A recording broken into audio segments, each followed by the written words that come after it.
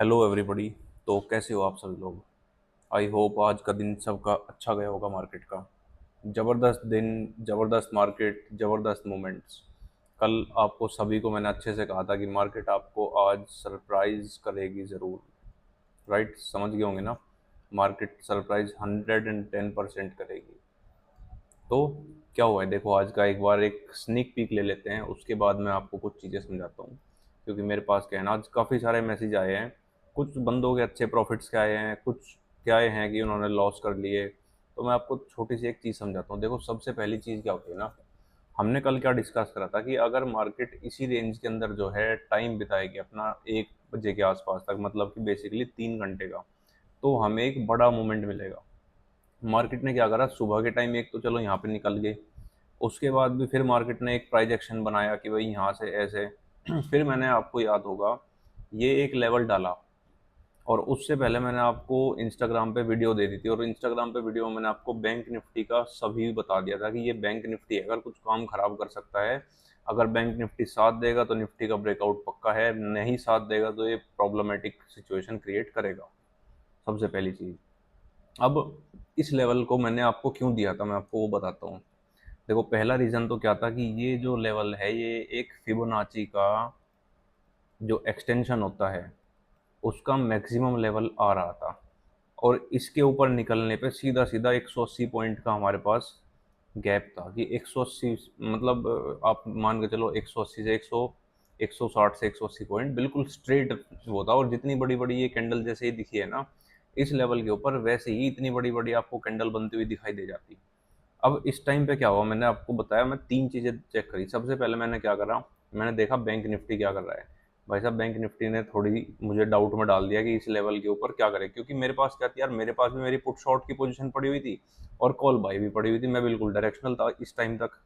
ठीक है, मैं मेरे पास भी वो था ना, बेनिफिट ऑफ डाउट, तो कुछ भी नहीं था। फिर क्या हुआ, सबसे पहले तो बैंक निफ्टी ने मुझे डाउट दे दिया। दूसरा पॉइंट क्या हुआ, जब इस पॉइंट को मैं वॉच कर रहा था बहुत अच्छे से, मैं आपको थोड़ा 5 मिनट के ऊपर दिखा देता हूँ कि यहाँ पे किस तरीके से आया। और मैंने आपको ये क्यों ये लेवल दिया 525 का। देखो, समझना इस चीज़ को। पहले ये एक हाई लगाया, ठीक, ये था करीब 500, 500 का हाई ये था।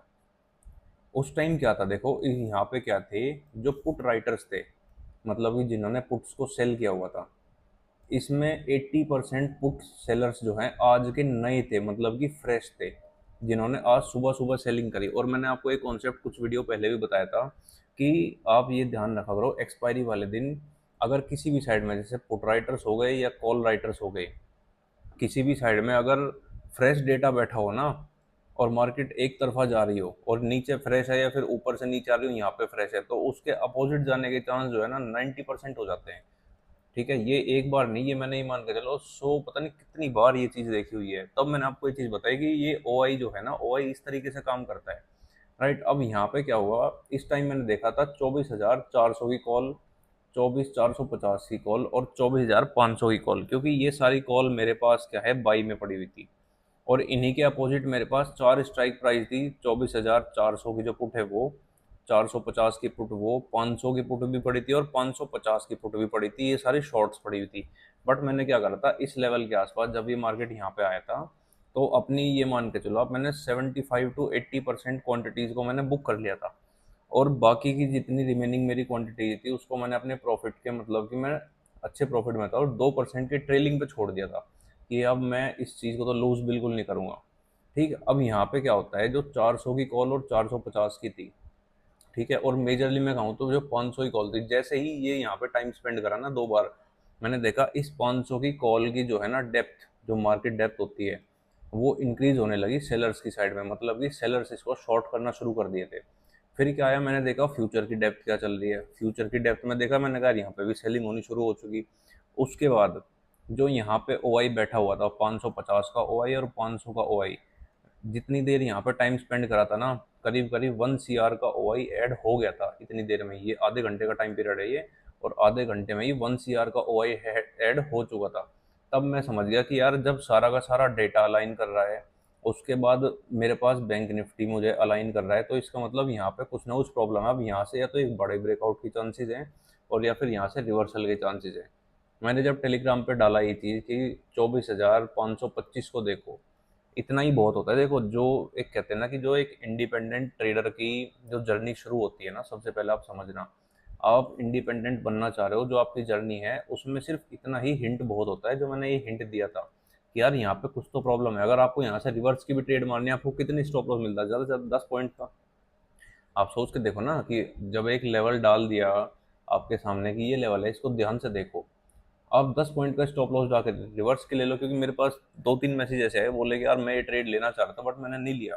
ठीक है, ऐसे टाइम पे स्टॉप लॉस बहुत छोटा होता है, आप समझो इस चीज़ का। ज़्यादा से ज़्यादा 6 से 10 रुपए का स्टॉप लॉस डालो, उसके अगेंस्ट में मैदान खाली है आपके पास, कहाँ बुकिंग करोगे आप? 40 रुपये बुक कर लो, 50 कर लो, 70 रुपये बुक कर लो। ठीक है, दिस इज़ द पॉइंट। और यही साइकोलॉजी होती है, मार्केट को किस तरीके से समझा जाता है।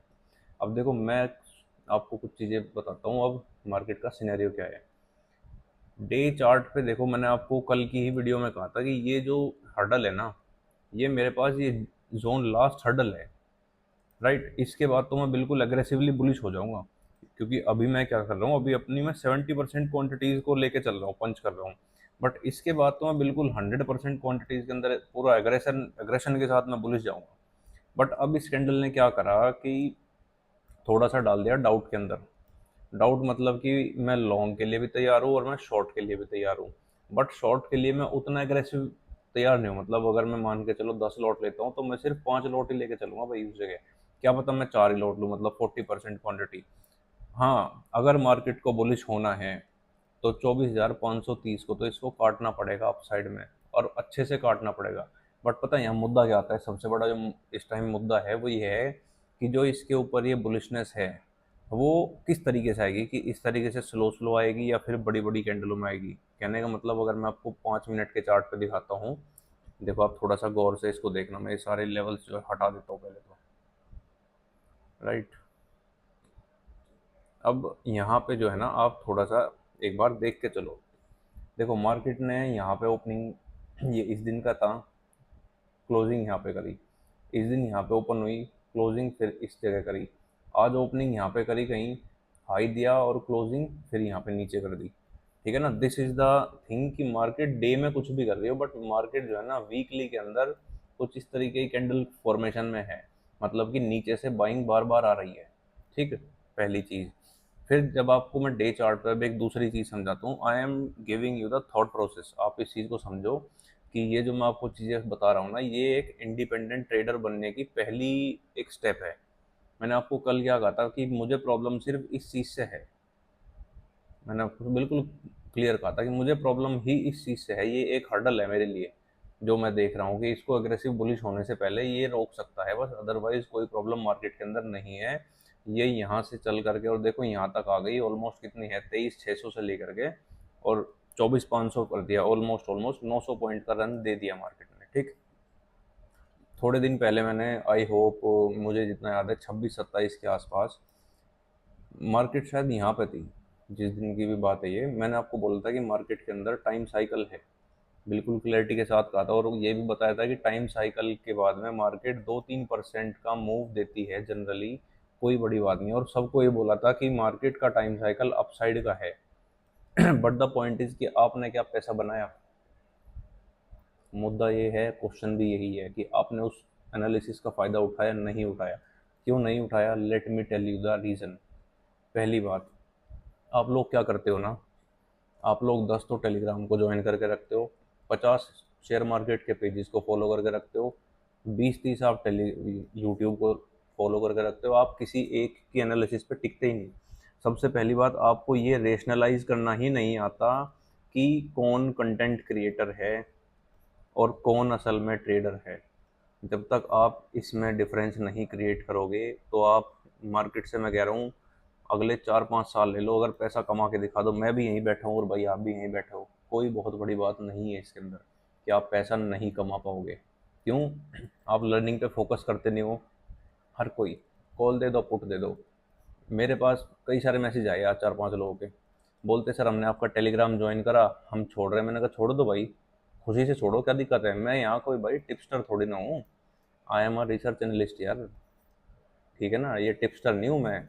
कि मैं आपको 4-5 हज़ार रुपये दे के और टिप लेता फिर, ये कोई काम नहीं है भाई। मेरा मेरा काम है अपनी एनालिसिस को आपको शेयर करना, अपनी एनालिसिस के ऊपर आपको ये दिखाना कि एग्जीक्यूशन किस तरीके से करते हैं। क्योंकि एनालिसिस तो आपको बहुत आ रहे बैठे हुए हैं भाई मार्केट के अंदर, है ना। मार्केट में 1700-1800 आ रहे हैं इंडिया में, मैं भी उन्हीं में से एक हूँ। एग्जीक्यूशन दिखाओ भाई, एग्जीक्यूट कहाँ करना है, किस जगह पे पंचिंग करनी है, किस जगह पे ऑर्डर्स लगाने हैं, दिस इज़ द पॉइंट। समझो ये चीज़, ठीक है। तो इस माइंडसेट के आप उसमें मत जाओ कि क्या ये है 10-20, नहीं नहीं, छोड़ दो। दूसरी मैं आपको एक टिप देता हूँ, चलो आज मेरे ध्यान आ गई। एक बहुत अच्छी पोइट है, या फिर मैं कहूँगा एक बहुत अच्छी पोएम टाइप में है, कहानी टाइप में, है ना। आप उसको पढ़ना, जो मैं लिख देता हूँ यहाँ पे। हरिवंश राय बच्चन जी है ना, जो अमिताभ बच्चन जी के फादर रहे हैं, फादर हैं, ठीक है। उनकी एक लिखी हुई एक पोएम टाइप में है, मधुशाला, ठीक है ना। मधुशाला नाम की एक उनकी लिखी हुई है, ये लेखक है इसके। और आप जो है ना इसको पढ़ना एक बार। और मैं कहूँगा कि इसका जो है ना एक एक स्टेंजा मार्केट के साथ में रेजोनेट करता है। अगर आपने ये पढ़ ली और समझ गए इस चीज़ को, इसकी फिलॉसफी, इसकी साइकोलॉजी को समझ गए, आप मेरे पास कल मैसेज कर देना कि सर जी मज़ा नहीं आया। जो मेरे को सर बोलते हैं ना, या फिर जो मेरे को गुरु बोलते हैं, गुरु जी बोलते हैं, मैं आपको एक टिप दे रहा हूँ कि ये पढ़ना, ठीक है।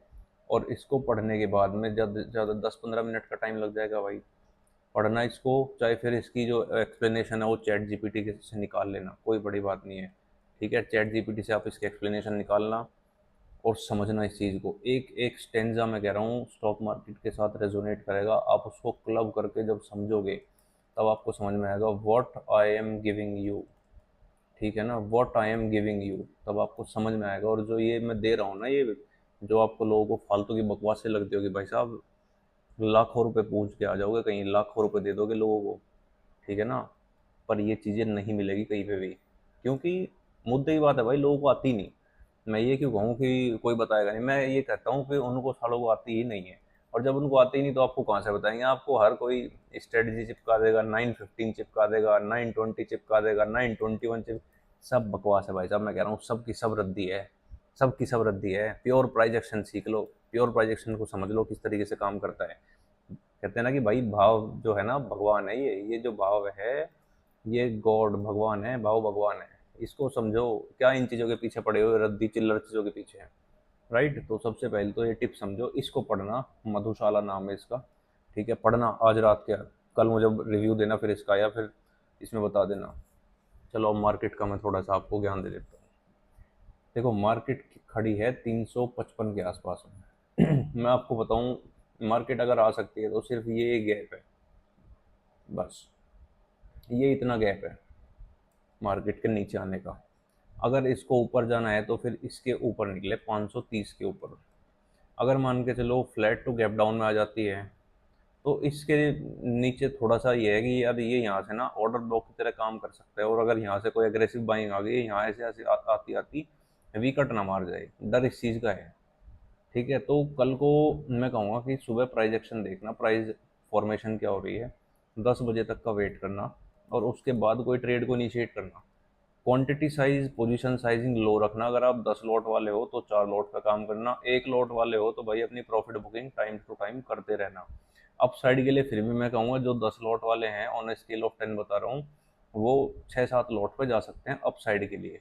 बट डाउन के लिए तो नहीं, बिल्कुल भी नहीं मैं कहूँगा फिलहाल। क्योंकि ये देखो यहाँ पे एक बस यही है, कहाँ इसके नीचे आएगी, ठीक है ना। अगर डायरेक्टली यहाँ तोड़ देगी रिटेल को, ये कि आप 50 पॉइंट के लिए ट्रेड करोगे, आप यार स्टॉप लॉस कहाँ पे रखोगे, ठीक। तो यही एक लास्ट स्विंग है। अगर फ्लैट खुल के हल्का फुल्का 30-40 पॉइंट माइनस में, आप यहाँ से यहाँ तक के लिए ले सकते हो, बस इससे कोई बड़ी वो चीज़ है नहीं। एनालिसिस यही है भाई आज की, कि फ़िलहाल मार्केट को 1-2 दिन देना पड़ेगा। परसों को सेंसेक्स की एक्सपायरी है, परसों तक मार्केट को देना पड़ेगा, शायद परसों कुछ ना कुछ आ जाए, राइट। तो बाकी मिलते हैं कल लाइव मार्केट के अंदर, जैसा भी होता है कल लाइव मार्केट में अपडेट करते हैं। Thank you so much.